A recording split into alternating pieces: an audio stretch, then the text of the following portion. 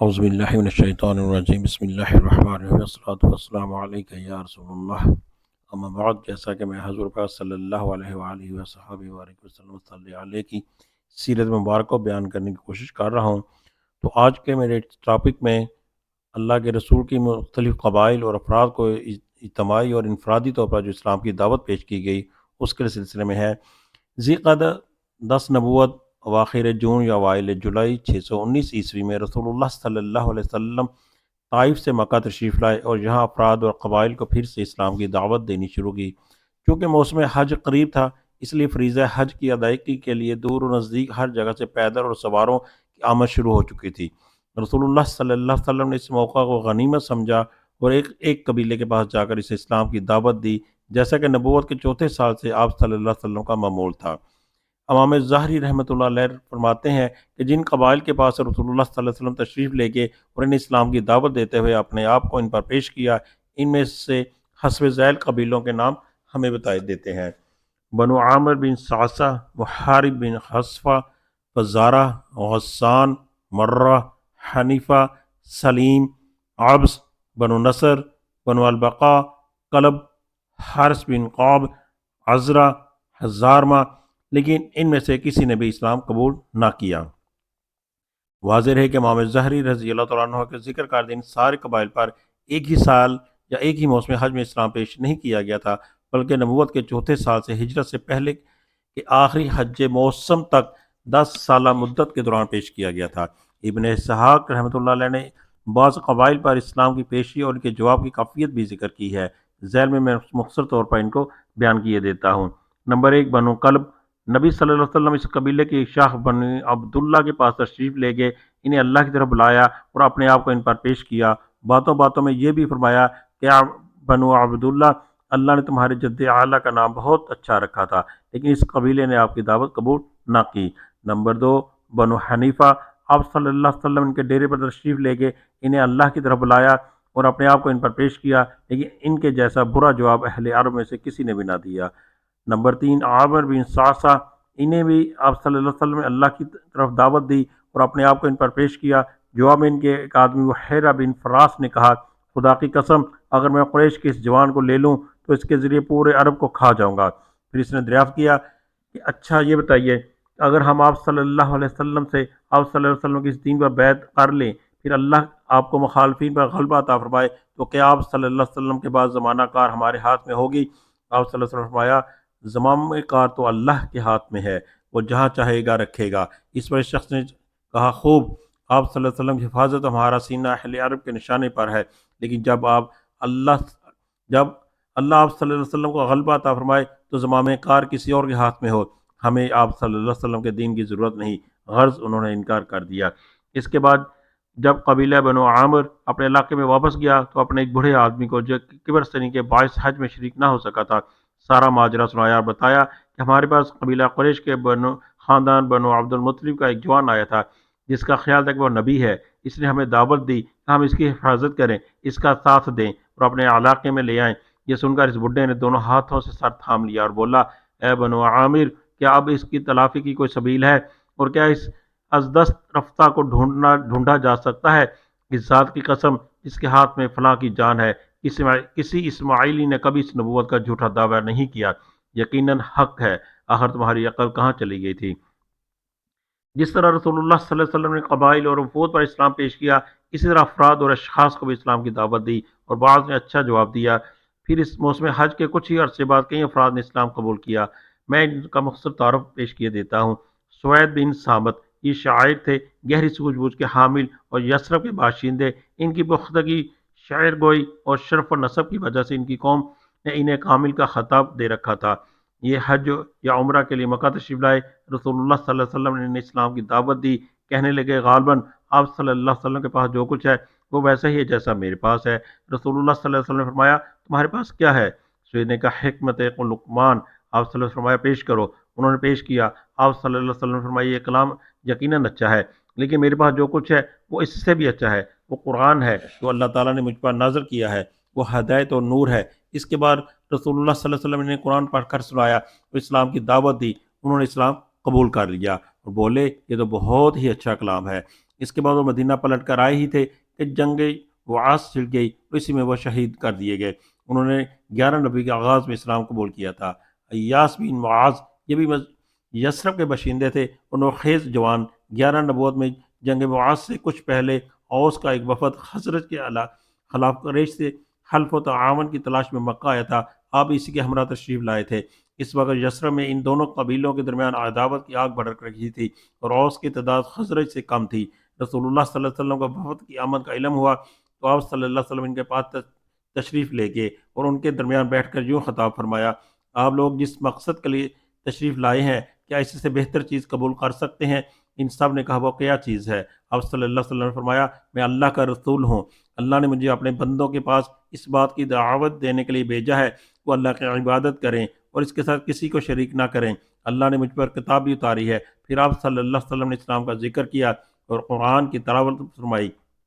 یاس بن معاذ بولے: اے قوم، یہ خدا کی قسم اس سے بہتر ہے جس کے لیے آپ لوگ یہاں تشریف لائے ہیں۔ لیکن وفد کے ایک رکن ابو یسر انس بن رافع نے ایک مٹھی مٹی اٹھا کر یاس کے منہ پر دے ماری اور بولا: یہ بات چھوڑو، میری عمر کی قسم، یا ہم اس کے بجائے دوسرے ہی مقصد سے آئے ہیں۔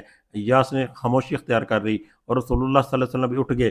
وفد قریش کے ساتھ حلف و تعاون کا معاہدہ کرنے میں کامیاب نہ ہو سکا اور یوں ہی ناکام و نامراد مدینہ واپس ہو گیا۔ مدینہ پلٹنے کے تھوڑے ہی دن بعد ایاس انتقال کر گئے۔ وہ وفات کے وقت تحلیل و تکبیر اور حمد و تسبیح کر رہے تھے، اس لیے لوگوں کو یقین ہے کہ ان کی وفات اسلام پر ہوئی۔ نمبر 3 پر ابو ذر غفاری رحمۃ اللہ علیہ رضی اللہ تعالیٰ عنہ ہے۔ یہ یثرب کے اطراف میں سکونت پذیر تھے۔ جب سوید بن سامت اور ایاس بن معاذ کے ذریعے یثرب میں رسول اللہ صلی اللہ علیہ وسلم کی بعثت کی خبر پہنچی تو یہ خبر ابو ذر رضی اللہ عنہ کے کان سے بھی ٹکرائی اور یہی ان کے اسلام لانے کا سبب بنی۔ ان کے اسلام لانے کا واقعہ صحیح بخاری میں تفصیل سے مروی ہے۔ ابن عباس رضی اللہ عنہ کا بیان ہے کہ ابو ذر رضی اللہ عنہ نے فرمایا: میں قبیلہ غفار کا ایک آدمی تھا۔ مجھے معلوم ہوا کہ مکہ میں ایک آدمی نمودار ہوا ہے جو اپنے آپ کو نبی کہتا ہے۔ میں نے اپنے بھائی سے کہا: تم اس آدمی کے پاس جاؤ اور اس سے بات کرو اور میرے پاس اس کی خبر لاؤ۔ وہ گیا، ملاقات کی اور واپس آیا۔ میں نے پوچھا: کیا خبر لائے ہو؟ بولا: خدا کی قسم، میں نے ایک ایسا آدمی دیکھا ہے جو بھلائی کا حکم دیتا ہے اور برائی سے روکتا ہے۔ میں نے کہا: تم نے تشفیع بخش خبر نہیں دی۔ آخر میں نے خود اوشادان اور ڈنڈا اٹھایا اور مکہ کے لیے چل پڑا۔ وہاں پہنچ تو گیا لیکن آپ صلی اللہ علیہ وسلم کو پہچانتا نہ تھا اور یہ بھی گوارا نہ تھا کہ آپ صلی اللہ علیہ وسلم کے متعلق کسی سے پوچھوں۔ چنانچہ میں زمزم کا پانی پیتا اور مسجد حرام میں پڑا رہتا۔ آخر میرے پاس سے علی رضی اللہ تعالیٰ عنہ کا گزر ہوا۔ کہنے لگے: آدمی اجنبی معلوم ہوتا ہے۔ میں نے کہا: جی ہاں۔ انہوں نے کہا: اچھا تو گھر چلو۔ میں ان کے ساتھ چل پڑا۔ نہ وہ مجھ سے کچھ پوچھ رہے تھے نہ میں ان سے کچھ پوچھ رہا تھا اور نہ انہیں کچھ بتا ہی رہا تھا۔ صبح ہوئی تو میں اس ارادے سے پھر مسجد حرام گیا کہ آپ صلی اللہ علیہ وسلم کے متعلق دریافت کروں، لیکن کوئی نہ تھا جو مجھے آپ صلی اللہ علیہ وسلم کے متعلق کچھ بتاتا۔ آخر میرے پاس سے پھر حضرت علی رضی اللہ عنہ گزرے۔ دیکھ کر بولے: اس آدمی کو ابھی اپنا ٹھکانہ معلوم نہ ہو سکا۔ میں نے کہا: نہیں۔ انہوں نے کہا: اچھا تو میرے ساتھ چلو۔ اس کے بعد انہوں نے کہا: اچھا تمہارا معاملہ کیا ہے اور تم کیوں اس شہر میں آئے ہو؟ میں نے کہا: آپ رازداری سے کام لیں تو بتاؤں۔ انہوں نے کہا: ٹھیک ہے، میں ایسا ہی کروں گا۔ میں نے کہا: مجھے معلوم ہوا ہے کہ یہاں ایک آدمی نمودار ہوا ہے جو اپنے آپ کو اللہ کا نبی بتاتا ہے۔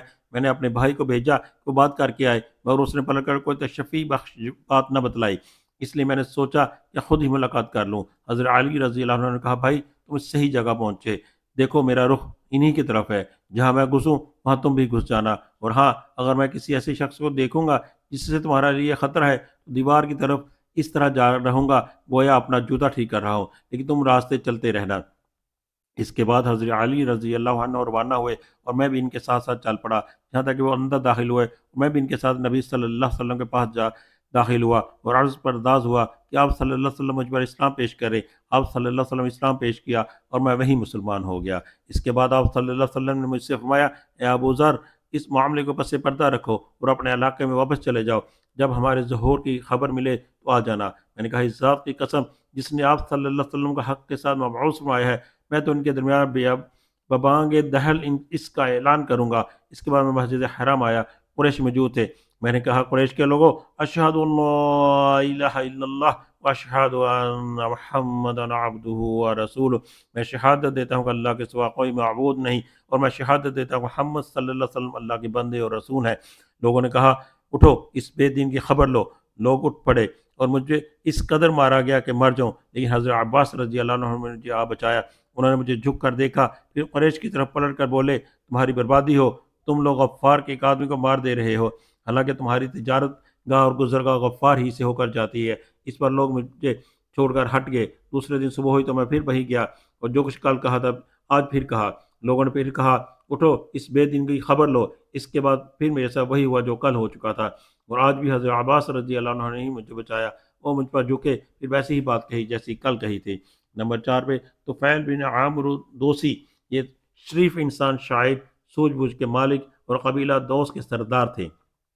ان کے قبیلے کو بعض نواحی یمن میں امارت یا تقریباً امارت حاصل تھی۔ وہ نبوت کے 11ویں سال مکہ تشریف لائے۔ وہاں پہنچنے سے پہلے ہی اہل مکہ نے ان کا استقبال کیا اور نہایت عزت و احترام سے پیش آئے۔ پھر ان سے عرض پرداز ہوئے کہ طفیل، آپ ہمارے شہر تشریف لائے ہیں، اور یہ شخص جو ہمارے درمیان ہے اس نے ہمیں سخت پیچیدگی میں پھنسا رکھا ہے، ہماری جمعیت بکھیر دی ہے اور ہمارا شیرازہ منتشر کر دیا ہے۔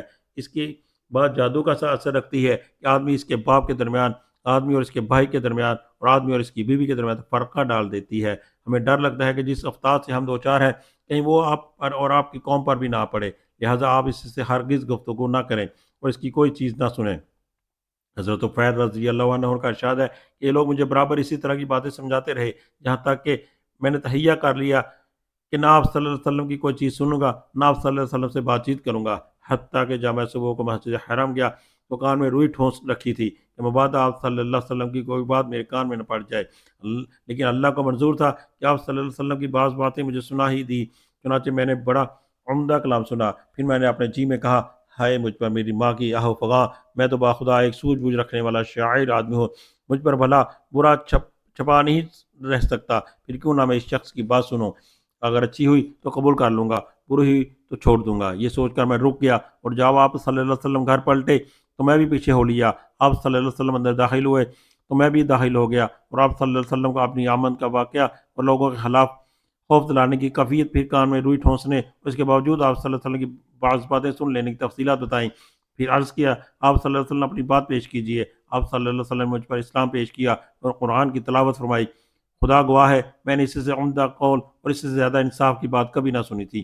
چنانچہ میں نے وہی اسلام قبول کر لیا اور حق کی شہادت دی۔ اس کے بعد آپ صلی اللہ علیہ وسلم سے عرض کیا، میری قوم میری بات ماننی جاتی ہے، میں ان کے پاس پلٹ کر جاؤں گا اور انہیں اسلام کی دعوت دوں گا، لہٰذا آپ صلی اللہ علیہ وسلم اللہ سے دعا فرمائے کہ مجھے کوئی نشانی دے دے۔ آپ صلی اللہ علیہ وسلم نے دعا فرمائی۔ حضرت طفیل رضی اللہ تعالیٰ عنہ کو جو نشانی عطا ہوئی وہ یہ تھی کہ جب وہ اپنی قوم کے قریب پہنچے تو اللہ تعالیٰ نے ان کے چہرے پر چراغ جیسی روشنی پیدا کر دی۔ انہوں نے کہا، یا اللہ، چہرے کی بجائے کسی اور جگہ، مجھے اندیشہ ہے کہ لوگ اسے مسئلہ کہیں گے۔ چنانچہ یہ روشنی ان کے ڈنڈے میں پلٹ گئی۔ پھر انہوں نے اپنے والد اور اپنی بیوی کو اسلام کی دعوت دی اور دونوں مسلمان ہو گئے، لیکن قوم نے اسلام قبول کرنے میں تاخیر کی، مگر حضرت طفیل رضی اللہ تعالیٰ عنہ بھی مسلسل کوشاں رہے، حتیٰ کہ غزوہ خندق کے بعد جب انہوں نے ہجرت فرمائی تو ان کے ساتھ کی قوم کے 70 یا 80 خاندان تھے۔ حضرت طفیل رضی اللہ عنہ نے اسلام میں بڑے اہم کارنامے انجام دے کر یمامہ کی جنگ میں جامع شہادت نوش فرمایا۔ نمبر 5 میں زماد ازدی، یہ یمن کے باشندے اور قبیلہ ازدوشنوہ کے فرد تھے۔ جھاڑ بھونک کرنا اور اسیب اتارنا ان کا کام تھا۔ مکہ آئے تو وہاں کے احمقوں سے سنا کہ محمد صلی اللہ علیہ وسلم پاگل ہے، سوچا کیوں نہ اس شخص کے پاس چلوں، ہو سکتا ہے اللہ میرے ہی ہاتھوں سے اسے شفا دے دے۔ چنانچہ آپ صلی اللہ علیہ وسلم سے ملاقات کی اور کہا، ہے محمد صلی اللہ علیہ وسلم، میں اسیب اتارنے کے لیے جھاڑ پھونک کیا کرتا ہوں، کہ آپ صلی اللہ علیہ وسلم کو بھی اس کی ضرورت ہے؟ آپ صلی اللہ علیہ وسلم نے جواب میں فرمایا، الحمد للہ نحمدہ ونستعینہ، من یہد اللہ فلا مضل لہ ومن یضلل فلا ہادی لہ، واشہد ان لا الہ الا اللہ وحدہ لا شریک لہ، واشہد ان محمدا عبدہ ورسولہ، اما بعد۔ یقیناً ساری تعریف اللہ کے لیے ہے، ہم اسی کی طرف تعریف کرتے ہیں اور اسی سے مدد چاہتے ہیں۔ جسے اللہ ہدایت دے دے اسے کوئی گمراہ نہیں کر سکتا، اور جسے اللہ بھٹکا دے اسے کوئی ہدایت نہیں دے سکتا، اور میں شہادت دیتا ہوں کہ اللہ کے سوا کوئی معبود نہیں، وہ تنہا ہے، اس کا کوئی شریک نہیں، اور میں شہادت دیتا ہوں کہ محمد صلی اللہ علیہ وسلم اس کے بندے ہیں اور رسول ہیں۔ زماد نے کہا، ذرا آپ نے یہ کلمات مجھے پھر سنا دیجئے۔ آپ صلی اللہ علیہ وسلم نے 3 بار دہرایا۔ اس کے بعد زماد نے کہا، میں کہنوں، جادوگروں اور شاعروں کی بات سن چکا ہوں، لیکن میں نے آپ صلی اللہ علیہ وسلم کی ان جیسے کلمات کہیں نہیں سنے، یہ تو سمندر کی تہہ گہرائی کو پہنچے ہوئے ہیں، لائیے اپنا ہاتھ بڑھائیے، آپ صلی اللہ علیہ وسلم سے اسلام پر بیعت کروں۔ اس کے بعد انہوں نے بیعت کر لی۔ 11ویں سنہ نبوت کے موسم حج اسلامی دعوت کو چند کارآمد بیج دستیاب ہوئے جو دیکھتے ہی دیکھتے سر و قامت اور درخت تبدیل ہو گئے۔ ان کی لطیف اور گھنی چھاؤں میں بیٹھ کر مسلمانوں نے برسوں ظلم و ستم کی تبش سے راحت اور نجات پائی۔ اہل مکہ نے رسول اللہ صلی اللہ علیہ وسلم کو جھٹلانے اور لوگوں کو اللہ کی راہ سے روکنے کا جو بیڑا اٹھا رکھا تھا، اسی کے تئیں نبی صلی اللہ علیہ وسلم کی حکمت عملی یہ تھی کہ آپ رات کی تاریکی میں قبائل کے پاس تشریف لے جاتے تاکہ مکے کا کوئی مشرک رکاوٹ نہ ڈال سکے۔ اسی حکمت عملی کے مطابق ایک رات آپ صلی اللہ علیہ وسلم حضرت ابوبکر صدیق رضی اللہ عنہ اور حضرت علی رضی اللہ عنہ ہمراہ لے کر باہر نکلے۔ بنو زحل اور بنو شیبان بن ثعلبہ کے ڈیروں سے گزرے تو ان سے اسلام کے بارے میں بات چیت کی۔ انہوں نے جواب تو بڑا امید فضا دیا، لیکن اسلام قبول کرنے کے بارے میں کوئی حتمی فیصلہ نہ کیا۔ اس موقع پر حضرت ابوبکر رضی اللہ عنہ اور بنو زحل کے ایک آدمی کے درمیان سلسلہ نسب کے متعلق بڑا دلچسپ سوال و جواب بھی ہوا۔ دونوں ہی ماہر انصاف تھے۔ اس کے بعد رسول اللہ صلی اللہ علیہ وسلم مینا کی گھاٹی سے گزرے، کچھ لوگوں کو باہم گفتگو کرتے سنا۔ آپ صلی اللہ علیہ وسلم نے سیدھے ان کا رخ کیا اور ان کے پاس جا پہنچے۔ یہ یثرب کے 6 جوان تھے اور سب کے سب قبیلہ خزرج سے تعلق رکھتے تھے۔ ان کے نام مبارک یہ ہیں: اسد بن زرارہ، عوف بن حارث بن رافع بن مالک بن عجلان، قطبہ بن عامر بن حدیدہ، عقبہ بن عامر نابی، حارث بن عبداللہ بن رماب۔ یہ اہل یثرب کی خوش قسمتی تھی کہ وہ اپنے حلیف یہود مدینہ سے سنا کرتے تھے کہ اس زمانے میں ایک نبی بھیجا جانے والا ہے، اب جلد ہی وہ نمودار ہوگا، ہم اس کی پیروی کر کے اس کی معیت میں تمہیں عاد ارم کی طرح قتل کر ڈالیں گے۔ رسول اللہ صلی اللہ علیہ وسلم ان کے پاس پہنچ کر دریافت کیا کہ آپ لوگ کون لوگ ہیں؟ انہوں نے کہا ہم قبیلہ خزرج سے تعلق رکھتے ہیں۔ آپ صلی اللہ علیہ وسلم نے فرمایا یعنی یہود کے حلیف؟ بولے ہاں۔ فرمایا پھر کیوں نہ آپ حضرات بیٹھیں، کچھ بات چیت کی جائے۔ لوگ بیٹھ کے آپ صلی اللہ علیہ وسلم نے ان کے سامنے اسلام کی حقیقت بیان کی، انہیں اللہ عز و جل کی طرف دعوت دی اور قرآن کی تلاوت فرمائی۔ انہوں نے آپس میں ایک دوسرے سے کہا بھائی دیکھو، یہ تو وہی نبی معلوم ہوتے ہیں جن کا حوالہ دے کر یہود تمہیں دھمکیاں دیا کرتے ہیں، لہذا یہود تم پر سب نہ لے جانے چاہ پائے۔ اس کے بعد انہوں نے فوراً آپ صلی اللہ علیہ وسلم کی دعوت قبول کر لی اور مسلمان ہو گئے۔ یہ یثرب کے عقلاء الرجال تھے۔ حال ہی میں جنگ گزر چکی تھی اور جس کے دھوئیں اب تک فضا کو طری کیے ہوئے تھے، اس جنگ نے انہیں چور چور کر دیا تھا۔ اس لیے انہوں نے بجا طور پر یہ توقع قائم کی کہ آپ صلی اللہ علیہ وسلم کی دعوت جنگ کے خاتمے کا ذریعہ ثابت ہوگی۔ چنانچہ انہوں نے کہا ہم اپنی قوم کو اس حالت پر چھوڑ کر آئے ہیں کہ کسی اور قوم میں ان کی جیسی عداوت اور دشمنی نہیں پائی جاتی۔ امید ہے کہ اللہ آپ صلی اللہ علیہ وسلم کے ذریعے انہیں یکجا کر دے گا۔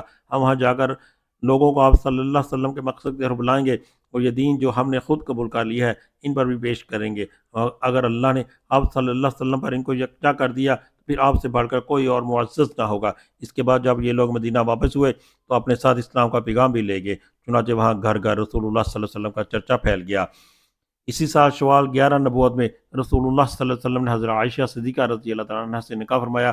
اس وقت ان کی عمر مبارک 6 برس تھی۔ پھر ہجرت کے پہلے سال شوال ہی کے مہینے میں مدینہ کے اندر ان کی رخصتی ہوئی۔ اس وقت ان کی عمر مبارک 9 برس تھی۔ اس کے بعد انشاءاللہ عز و جل میں اسراء اور معراج کے متعلق بیان کروں گا۔ وما علینا الا البلاغ۔